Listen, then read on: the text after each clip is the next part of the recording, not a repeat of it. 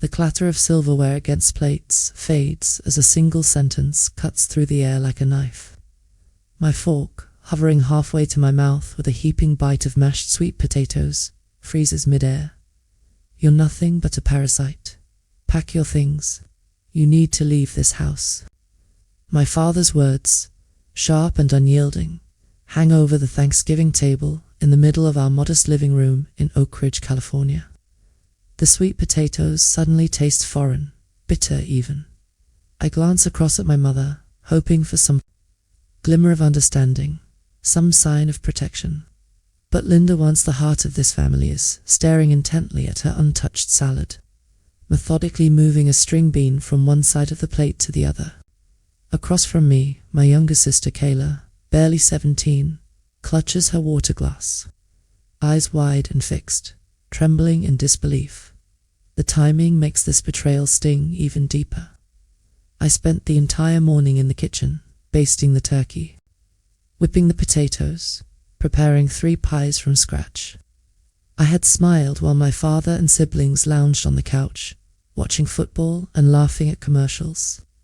Just minutes ago, I shared news about a promotion at my job, hoping for a shared celebration, and now, as steam rises from the dishes I've prepared, my father declares me unwelcome. The irony isn't lost on me. My name is on the utility bills keeping this house lit, the water bills filling the glasses on this table, the grocery receipts scattered across the counters. I've even been paying for the insurance that covered Linda's doctor appointment last month. Yet somehow, in my father's eyes, I'm the burden. 3 months ago, when my mother lost her position at the accounting firm, I stepped in without hesitation. The bills piled up like snowdrifts, and my stepbrother, Ethan, with his part-time job at the hardware store, barely made a dent in the mortgage. Everything else, the groceries, electricity, car insurance, even my mother's medical bills, fell onto my shoulders. As more accounts transferred to my name, my father grew colder, more distant, his once dominant authority crumbling in subtle but painful ways. 2 weeks ago, I overheard him talking to Mr. Hawkins, our neighbor, leaning against the white picket fence outside. "It's not right," he complained. "She acts like she owns the place now." I didn't realize he meant me until I heard him say my name. Now, at the dinner table, Ethan glares at me with clenched jaws, waiting for tears, anger, or any sign of weakness. But I continue eating, deliberately, methodically, the sweet potatoes. Tastes like ash, but I chew anyway. "Did you hear me?" My father's voice rises. "I said you need to be out by the weekend." My hands tremble, but not from fear. Something deeper, something shifting inside, has begun to solidify.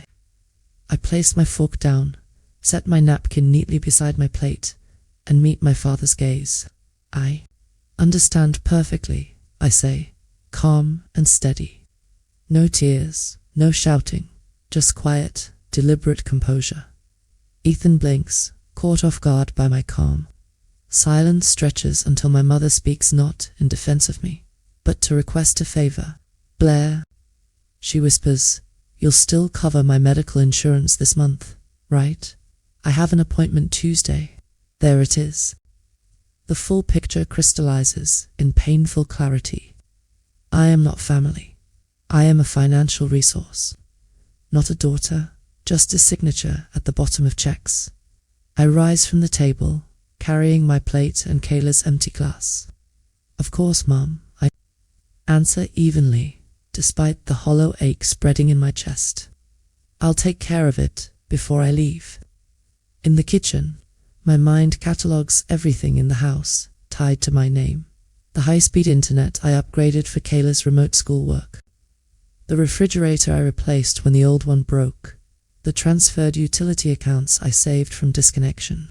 My eyes drift to my car, parked in the driveway, the only item I own outright in this house.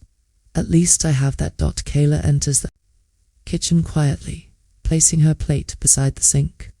Her fingers brush my wrist briefly, small but meaningful gesture of support. I continue packing, my suitcase open, my movements automatic while my mind races. I reach for my stack of financial documents, insurance statements, utility bills, grocery receipts, planning to sort what I need to take. Beneath the familiar stack, I notice several bank statements in my father's handwriting, accounts I've never seen before. Flipping through, I see balances that rise each month: $4,000 in July, $5,000 in August, nearly $7,000 now. Alongside the statements, a brochure for a fishing boat dealership. Notes in my father's hand: down payment $5,500, delivery scheduled after Thanksgiving. While I've been stretching my own savings thin, my father has been planning this, waiting until I paid November's bills before attempting to evict me. My stomach knots as I sit on the bed, the physical weight of betrayal pressing down. Kayla peers in, worry etched on her young face. "You're really leaving?" she whispers, almost too softly. I nod, tucking the incriminating bank statements into my purse. Her voice trembles. "Mum was at the doctor last week. She said she couldn't drink through a straw for 2 days. Kayla mimics her mother's dismissive eye roll. "It wasn't a checkup. It was fillers." I stare at my savings app. $763.42, 3 months ago, over $9,000. Barely enough for a security deposit on my own place. If I'd stayed, I would have been financially destroyed. "They're counting on scaring you into staying," Kayla murmurs. Her fear is palpable, and I realize she's still navigating the same toxic household I am escaping. "Dad even called the bank to remove your name from the utility accounts today," she adds. I reach under the bed, pulling out a shoebox filled with receipts for everything I purchased for the house. The desk I set up for work, Kayla's laptop, the refrigerator, utility payments, proof that I've been carrying this family while they plotted behind my back. Kayla watches silently. Finally, she asks, hesitant, "Blair, what would you do if you had to choose between standing up for what's right and keeping peace in the only home you've ever known?" I don't have an easy answer. Confrontation could bring closure, but leaving quietly would avoid further pain. Standing up for myself might protect my future, but hurt the sister I love. 3 days later, during a lunch break at my part-time job, my Aunt Phyllis calls. "Blair, I never thought you'd abandon your parents when they needed you most," she scolds. Her words land like a punch. My father has already spun his story for the rest of the family. "They're holding a family meeting at my house this weekend to discuss your behavior," she continues, her tone heavy with judgment. I end the call. I have work to do: financial cleanup, securing my belongings, disentangling myself from the family accounts before further damage can be done. I spend the evening at my friend Drew's apartment, my temporary refuge. My boxes and suitcases line the walls. Operation Financial Freedom going well? Drew asks, glancing at the organized chaos. I nod, focused on canceling automatic payments, removing my name from accounts, and securing my finances. Even Max, Drew's golden retriever, seems to understand. He drops a slobbery tennis ball in my lap, prompting a laugh I haven't heard in days. The absurdity of his joy lightens my heart just a fraction. The night settles over Oak Ridge as I sit cross-legged on Drew's couch, surrounded by boxes and scattered receipts. My laptop glows in front of me, the blue light reflecting off the walls of this small, borrowed sanctuary. Every automatic payment I cancel feels like lifting another weight off my shoulders. Utilities, insurance, internet, my name is finally unlinked from their debts.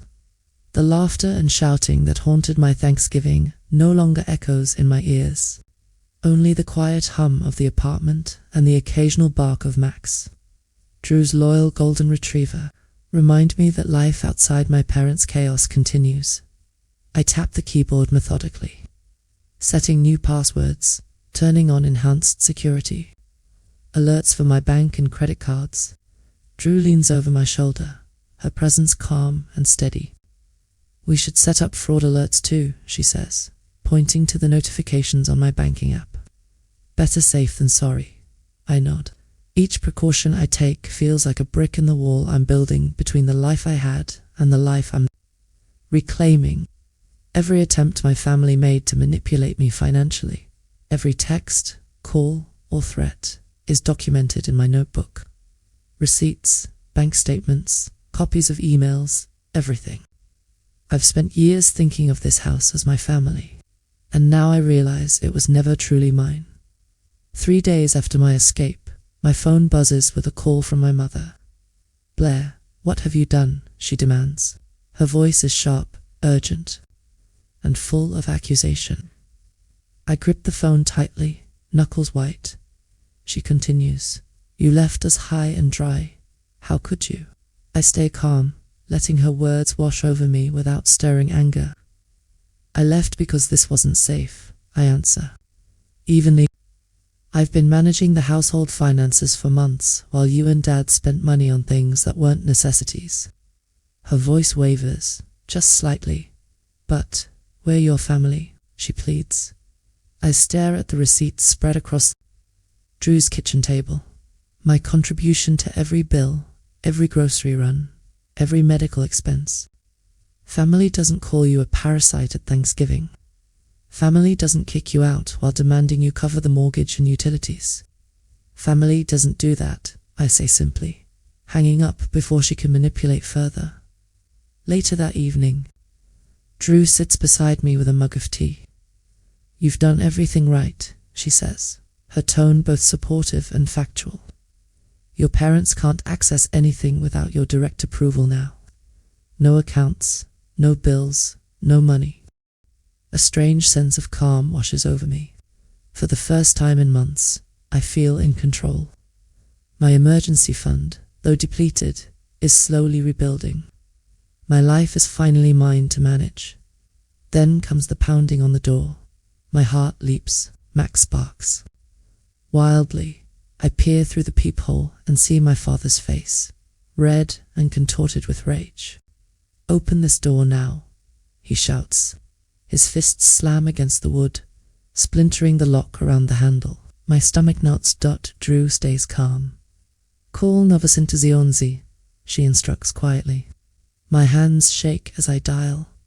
Yes, I need the police. Someone is trying to break into my apartment. I whisper.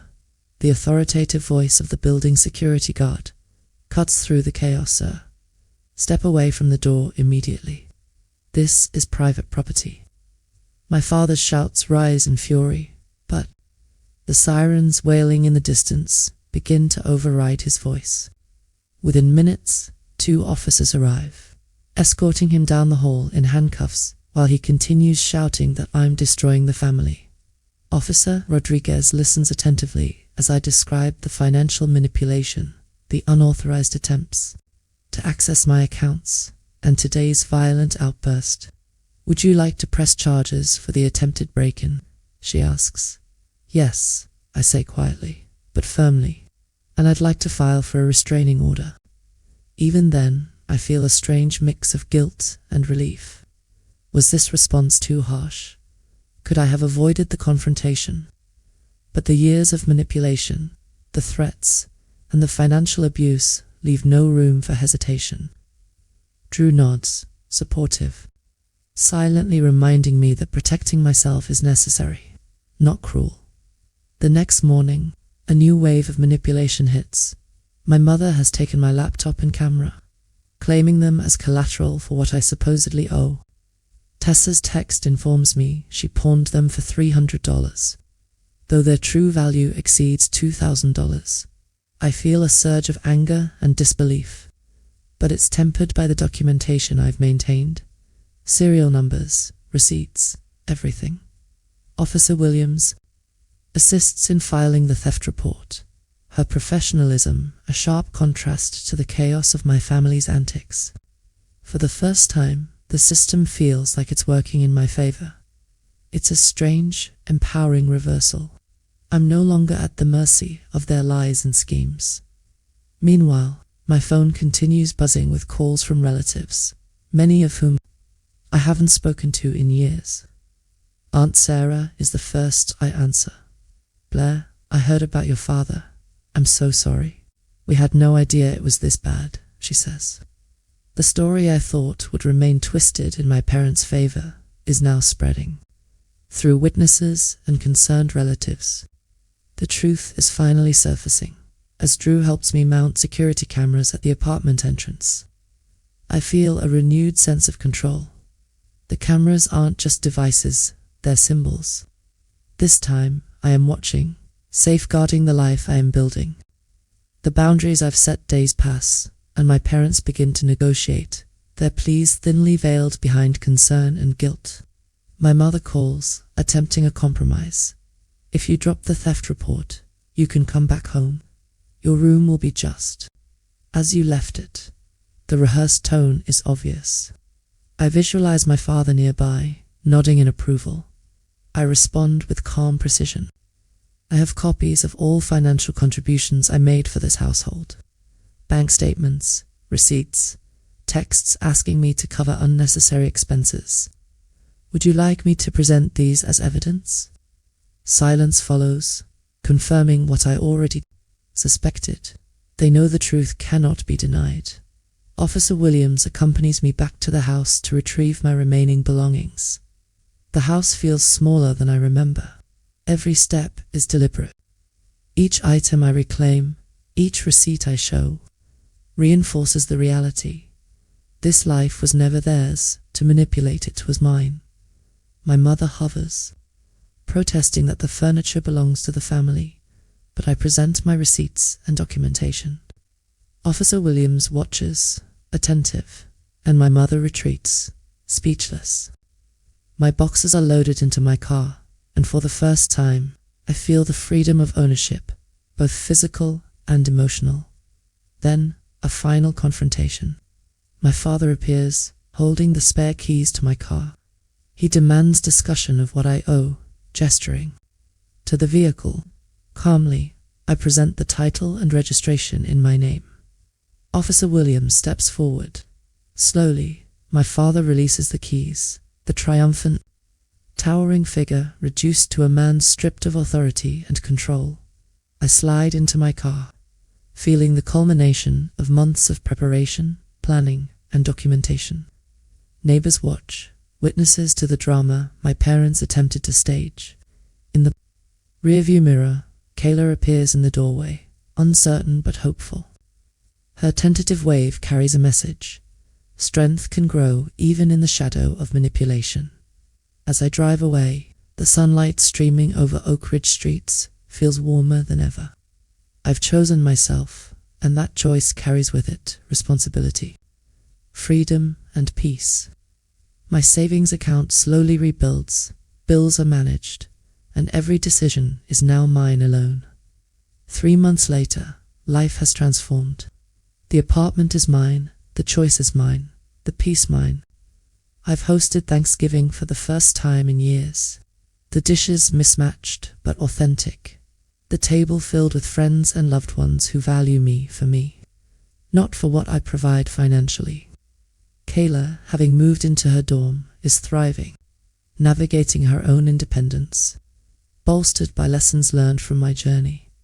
The letters from my parents sit unopened on the shelf. Setting boundaries doesn't erase curiosity or wonder about what they might say, but the knowledge of my self-preservation and autonomy outweighs the urge to respond. As I help Kayla with her scholarship applications, I realize that life outside the shadow of manipulation offers clarity and control. Family no longer defines my worth. My decisions, my independence, my careful rebuilding do. Oak Ridge mornings have a way of feeling different when the weight of your past no longer sits on your shoulders. I wake up in my own apartment, stretching across the modest space that is entirely mine. Sunlight streams through the gauzy curtains, painting the walls with soft patterns. The kitchen smells faintly of leftover coffee and Max, Drew's dog, who has become a daily companion, nudges my arm with a wet nose, reminding me to start the day. I feel a rare lightness, a quiet satisfaction that life is finally moving on. My terms. I sit at the kitchen table with a cup of tea, flipping through the notebook where I've catalogued every bill, every receipt, every financial contribution I made for the last 6 months. Even after the chaos of Thanksgiving and my father's violent confrontation, the process of documenting and protecting myself continues. Drew lounges nearby, working on her laptop, offering quiet support that doesn't come with judgment or expectation. The phone buzzes. It's a text from Tessa. Mom is looking for your banking info again. Says she needs to check something. I stare at the screen, the predictable manipulation clear. Do not trust her, I text back. Then I see multiple notifications, 6 missed calls from home, a flood of emails, all attempts to reach me. My pulse quickens, but I breathe slowly, reminding myself that each attempt is just another piece of evidence that their control no longer extends to me. I spend the morning transferring all remaining funds from my old bank accounts, setting up new email addresses, and enabling every possible security feature. The fraud alerts Drew recommended are in place, giving me a sense of protection I've never known. The irony isn't lost on me. Months of covering household bills and enduring manipulation have culminated in this moment, where vigilance and preparedness are my shields. Later that afternoon, I walk to the credit union to finalize some paperwork. The clerk smiles as I open my new account, asking if I need help with anything. I shake my head, feeling a small surge of pride. No, I've got this, I say quietly. This time, the words aren't just for her, they're for me. For the first time, I understand what autonomy feels like. Back at the apartment, I organize my finances, creating a system that ensures no one can touch what I've earned. It's a methodical, almost ritualistic process, but each step reinforces a boundary I've fought so hard to establish. Drew peers over my shoulder occasionally, offering advice but never touching the documents herself. The difference is subtle, but profound: respect and not entitlement. A few days later, the tension escalates again. I hear a knock at the apartment door. Heart racing, I peer through the peephole. My father's face, flushed with anger, greets me. Blair, open this door immediately. His fists pound against the wood. Memories of Thanksgiving flash in my mind, but I stay calm. Drew hands me her phone. 911, she says. My fingers tremble slightly, but I dial. Describing the attempted break-in. Building security arrives moments later, their authoritative presence giving weight to my words. Step away from the door immediately, the officer commands. My father's shouting rises, but the distant sirens drown him out. Within minutes, officers arrive and escort him away, handcuffed, still shouting that I am destroying the family. Officer Rodriguez listens carefully as I recount the financial abuse, the unauthorized access attempts, and today's aggressive actions. Would you like to press charges? She asks. I answer with quiet conviction. Yes, and I'd like a restraining order. For the first time, the law feels like an ally rather than an obstacle. Drew stands beside me, her support tangible yet unobtrusive, a reminder that healthy relationships exist outside the toxic bonds I've left behind in the days that follow. My mother attempts to manipulate me through technology. She pawns my laptop and camera, claiming them as collateral for money I supposedly owe. Tessa's messages confirm the truth. My mother got $300 for items worth thousands. I document everything meticulously. Officer Williams assists in filing the theft report. The professionalism in her voice a stark contrast to the chaos of my family's behavior. For the first time, the system feels functional, protective, and fair. Meanwhile, relatives start reaching out, many of whom I haven't spoken to in years. Aunt Sarah calls, her voice apologetic and surprised. Blair, I'm so sorry. We had no idea things were this bad. The story my parents tried to spin is now unraveling, witnesses sharing their own observations and correcting the record. The manipulation that once seemed unstoppable is now exposed, weakened by truth and documentation. I continue fortifying my apartment. Drew helps mount security cameras above the entrance, a tangible reminder that my boundaries are now visible and enforceable. Each screw in the wall, each camera positioned for maximum coverage, is a statement. I am protecting myself. I am reclaiming what was mine, both physically and emotionally. Then attempts at negotiation begin. My mother calls with rehearsed concern. Blair, if you drop the theft report, you can come back. Your room will remain as you left it. I visualize my father nearby, nodding in approval. Their tactics are transparent, their words designed to guilt and manipulate. I respond with careful precision. I have all the records of my financial contributions, receipts, bank statements, and texts documenting your requests for payments that weren't necessary. Would you like me to present them? Silence follows, confirming their knowledge of the truth. Officer Williams accompanies me to retrieve the remaining belongings from my parents' house. The house feels smaller, more confined than I remember. Every item I reclaim, every receipt I present, is a reminder that control has shifted. My mother protests that the furniture belongs to the family, but my documentation is irrefutable. She retreats down the hallway without another word. Boxes loaded into my car, I feel the freedom of ownership. My father, realizing he cannot manipulate or intimidate me, appears one last time, demanding discussion over the vehicle I purchased. Calmly, I present the title and registration in my name. Officer Williams steps forward. Slowly, he relinquishes the keys. The triumphant figure of my father diminishes, reduced to a man stripped of control. As I drive away, sunlight warms the streets of Oak Ridge. Tessa waves from the doorway, caught between the house she's leaving behind and the life she's starting. Her tentative wave is filled with hope, courage, and a reflection of the strength she's beginning to find in herself. Life outside my parents' manipulation feels different. Months later, the apartment is a home. Bills are paid, finances stable, and every decision is mine alone. I host Thanksgiving, smaller and simpler, but filled with friends and loved ones who value me for me, not for what I provide. Tessa, thriving in her dorm, navigates her own independence, buoyed by the lessons learned from my journey. The unopened letters from my parents sit on a shelf. Curiosity doesn't disappear, but the peace of maintaining boundaries outweighs the need to engage. As I help Tessa with scholarship applications, I reflect on the contrast. The life I've built is one of choice, control, and safety. Family no longer defines my worth. Autonomy does. The months pass, and I slowly rebuild my emergency fund. Every bill, every expense, every paycheck is a step towards security.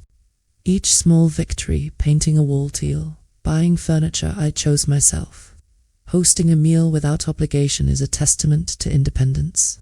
The peace I feel is quiet, steady, and entirely earned. Occasionally, I receive messages from my parents. Their attempts to manipulate or guilt me arrive, but they no longer hold power. I respond minimally, if at all, preserving my boundaries and protecting my emotional space.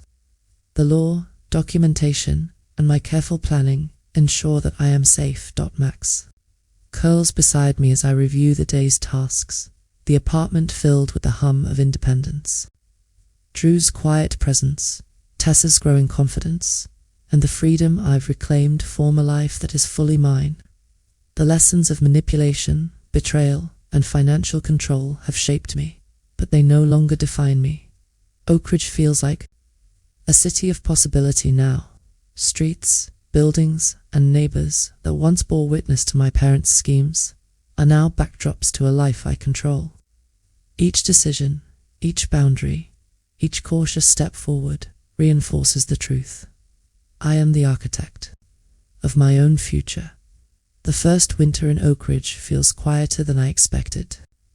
Snowflakes drift lazily past my window, dusting the street with a soft white blanket.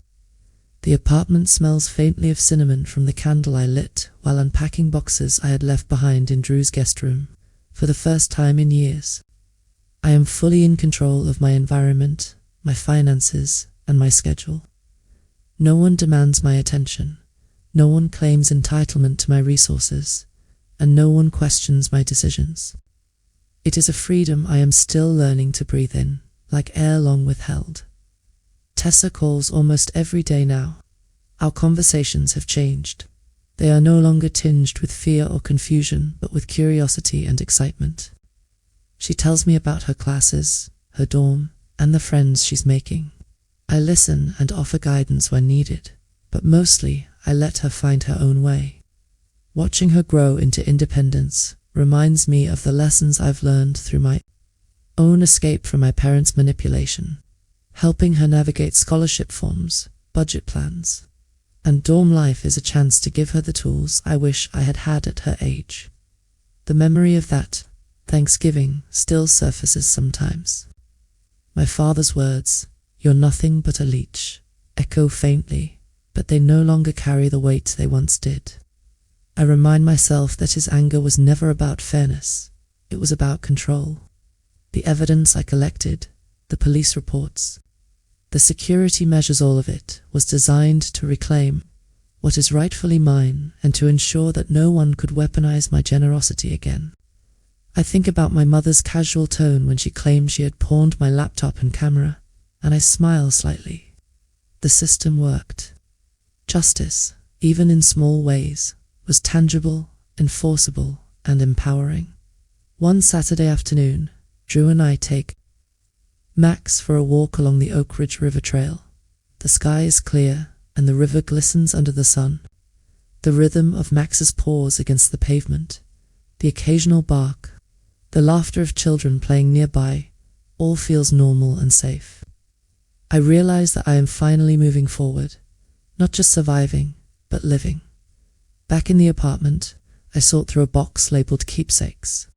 Among the items is a photo album of family vacations. I pause, remembering the smiles frozen in time. For a moment, the sadness creeps in. This was the family I had hoped for, the warmth I craved. But the reality was different. They were never capable of being the people I needed them to be. Letting go isn't easy, but it is necessary. I placed the album on a high shelf, a reminder of what was, but not a weight I need to carry. The phone rings. It's my Aunt Phyllis, the one who had judged me 3 days after Thanksgiving. "Blair, I want to apologize," she says. I didn't understand the full situation. Her voice carries genuine concern this time, not judgment. I accept her apology, though cautiously. Some bridges can be rebuilt, but only slowly, and only when boundaries are respected. Tessa visits for a weekend. Seeing her in my apartment feels surreal. She moves confidently through the rooms, her dorm independence visible in her posture and voice. "It's really yours," she says, pausing by the kitchen counter. I smile. "Yes, it is. And it's ours when you visit." We spend the day cooking together. Small meals that feel sacred because they are prepared without obligation or expectation. Meals that mark the creation of new traditions built on choice rather than duty. As the weeks pass, I receive occasional messages from my parents. At first, I read them carefully. They oscillate between attempts to manipulate and vague apologies. I respond minimally, if at all. My priorities are my safety, my stability, and my growth. Each message is a test of my resolve, but my boundaries are firm. The memories of theft, manipulation, and attempted intimidation reinforce why these boundaries are necessary. Work has become a stabilizing factor.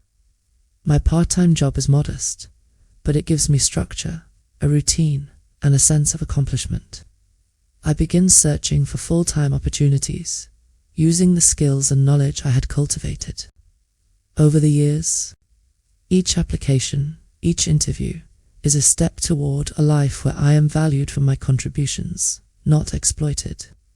Drew offers advice and encouragement, her support consistent and unconditional.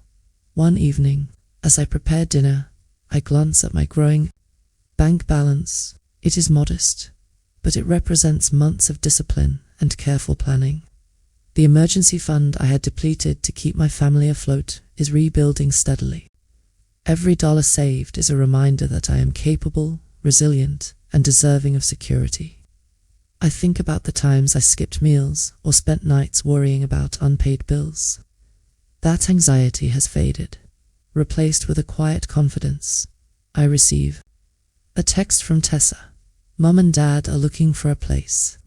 They might be moving in with Uncle Rick temporarily. I feel a pang of sadness, not for them, but for the reality that their choices have consequences. The cycle of dependency and manipulation is unraveling, but I remain detached. My life is separate. My peace is intact. Months later, I host my first Thanksgiving in my own apartment. The table is small, the turkey modest, but the atmosphere is warm and genuine. Drew and Tessa sit beside me. Max weaves between our legs, adding his own form of joyful chaos. I look around at the people who truly matter. Those who respect me and value me without exploitation. I realize that family is not always defined by blood. Sometimes it is defined by loyalty, respect, and care. After the meal, Tessa and I sit at the kitchen counter, sorting through scholarship applications together. She asks questions, laughs, and shares plans for the future. I offer guidance, but mostly I listen. Her growth is a mirror of my own journey. Where I once navigated betrayal and manipulation, she now navigates independence and opportunity. The cycle has shifted. The lessons of the past are now tools for her future. Occasionally, curiosity tempts me to open one of the unopened letters from my parents. I resist. Maintaining boundaries doesn't mean denying reality. It means choosing when and how to engage. I focus on the life I am building, the freedom I am cultivating, and the relationships I am nurturing. My apartment, once just a temporary refuge, has become a home. Every wall, every object, every decision reflects autonomy. The city of Oak Ridge no longer feels intimidating.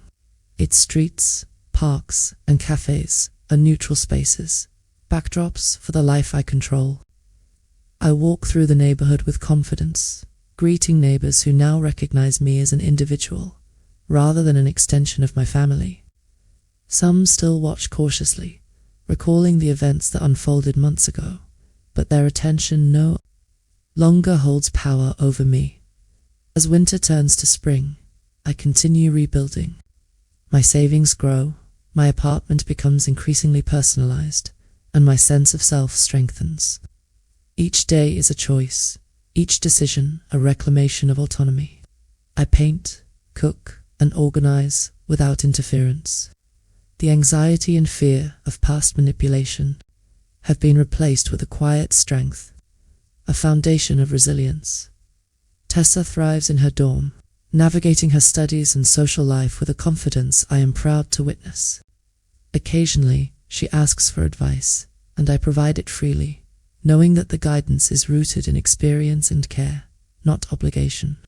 Her independence is now partially my success, a reflection of the lessons learned and shared.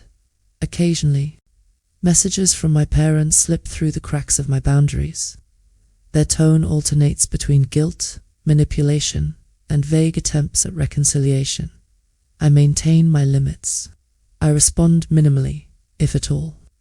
My goal is not to punish them, but to protect myself and my life. The law, documentation, and firm boundaries ensure that I am safe. By the time another Thanksgiving rolls around, I realize how far I've come. I host a meal that is fully mine, shared with friends and family who respect and support me. The turkey is golden brown, the table is modest, and the conversation is warm. I watch Tessa laugh, Max bound across the floor, and Drew sip her tea, and I understand what independence feels like: safety, choice, and belonging without compromise. I glance at the unopened letters once more, and this time I leave them untouched. Some stories, some relationships, are better observed from a distance. The past has shaped me, but it does not define me. My future is mine to build, one careful, confident decision at a time. As the evening winds down, Tessa and I clean the kitchen. Together, laughing over small mishaps and shared memories. Outside, the city lights twinkle, indifferent to the past, but alive with possibility. I take a deep breath, feeling the strength and clarity that comes from reclaiming one's life. The lessons of manipulation, betrayal, and survival have become the tools for growth, resilience, and compassion. Finally, as I sit quietly at the counter, Max curled at my feet, I reflect on everything that has happened. I have faced deceit, control, and aggression, yet I have emerged intact, independent, and empowered. The family I once depended on is no longer the source of my identity or security. I am Blair, autonomous, resilient, and in control of my own story. The sun sets over Oak Ridge, painting the skyline in warm hues. I sip the last of my tea, feeling gratitude for safety, freedom, and the small victories that mark the reclamation of my life. The city outside my window is no longer intimidating. It is full of opportunities, waiting for the choices I am ready to make. I am prepared for what comes next, not with fear, but with confidence. I have built a life worth living, on my own terms.